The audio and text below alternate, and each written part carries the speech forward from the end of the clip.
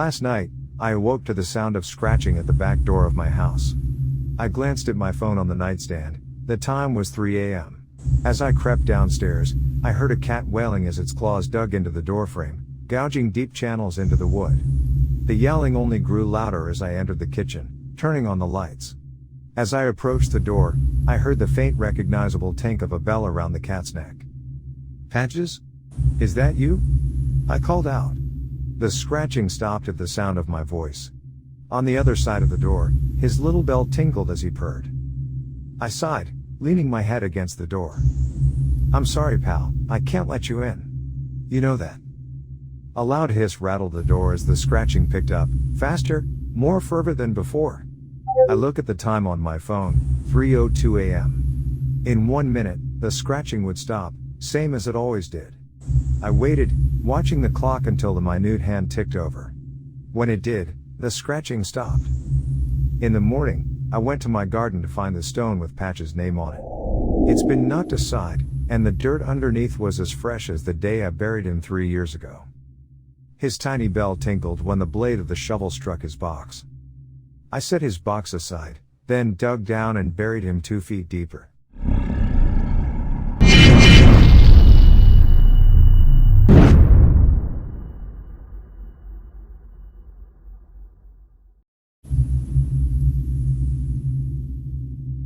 How many legs is too many? For a human, I mean. Shoot, I've started this wrong. How many legs should a normal human girl have, assuming she also has the normal number of arms? It's a tough question, I know. For starters, how many do you need? 3 seems stable. I mean, I've never seen a stool with 2, but what if you need stability while, say, crushing an aluminum can, or a larynx with your foot? So, 4, right? But then ants have 6. So do wasps, for that matter. Centipedes have 100, or a lot at least. I used to think 9 was probably too many for a human, but the 1 leg I had was certainly too few. I had a prosthetic, sure, but even if it seemed like I was close enough to the average of 2, it didn't feel normal. My mom disagreed. She said I was perfect, but moms always say stuff like that, don't they? And moms don't go to school with you. Bryce, Alyssa, Megan Sawyer, and Thomas Parker, they did go to school with me, and they definitely thought 1 leg was not enough. Hey peg leg. I get that a lot, or, my lovely lady stump. They were mean. It hurt. So, when my mom called Megan's mom, and Megan's mom made Megan invite me to a boy-girl slumber party at her house, I was surprised. My mom hadn't told me. It was her maternal diplomacy. Calculated, mini Machiavellian subterfuge. I thought that maybe they finally just saw me as normal. Maybe. I've been guilty once or twice of naivety. Huh? Anyway, to fit in with the cool kids, I brought a thermos of orange juice and vodka. I had to steal from my mom and dad, which is wrong, but I'm perfect to them, remember? So, it couldn't be that wrong. Bryce and Alyssa and Thomas were at the slumber party too. Thick as thieves, that bunch. Well, I started asking about the leg thing, as they drank the screwdriver cocktail I brought. How many legs is too many? I asked. Alyssa chuckled. You're a bloody freak, you know that, you know, you, Then she fell to the floor. Apparently Alyssa couldn't handle her OJ. Or her vodka. Or her tranquilizers. The other cool kids had the same problem. So dang sleepy. I gotta say, I didn't expect for Megan to be the one to wake up. She drank, like, a lot. It must have been the thing I stole from my dad. The hacksaw just wasn't meant for bone, apparently. But Megan, she got to see me in all my glory. So many legs. I used to think 9 was probably too many, but once I finished with Megan's long lefty, it felt strangely right. She screamed. She looked, well, horrified. But why?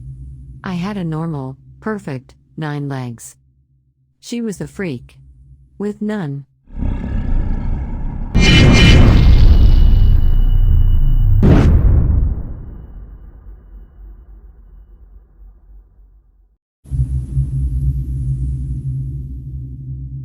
My 5-year-old son is like a miniature version of myself. He copies everything I do, as he adores me.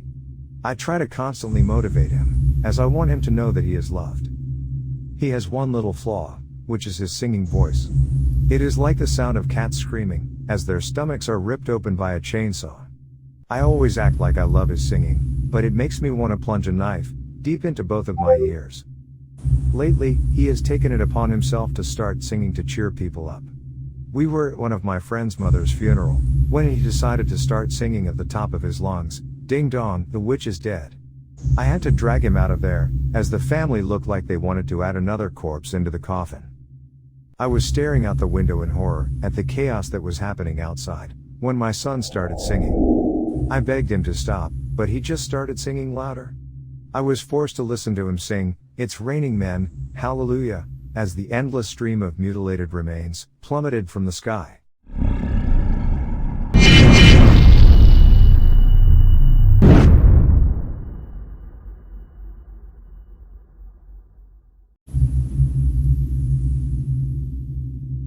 I remember the evening I stepped into Lorenzo's small apartment, my face flushed after our involved kiss in the corridor.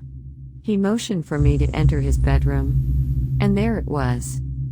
Centered against the opposite wall of his otherwise ordinary-looking bedroom was a coffin. As my eyes swept over the hardwood floor and room's furniture, I noticed the lack of a bed. At that moment my face fell. Lorenzo spoke beside me. "You like it?" "A coffin, seriously?" I huffed humorlessessly. "Is it mine?" I joked, flatter than intended, sounding off-put. It's definitely not for the corpses of my dates, Eli, I promise. "It's where I sleep actually," Lorenzo said as he strolled forward, nervous hands in his pocket, until he reached it.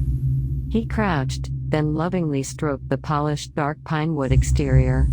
"It's actually inspired by my all-time favorite film, Dracula. You seen it?" "Yep."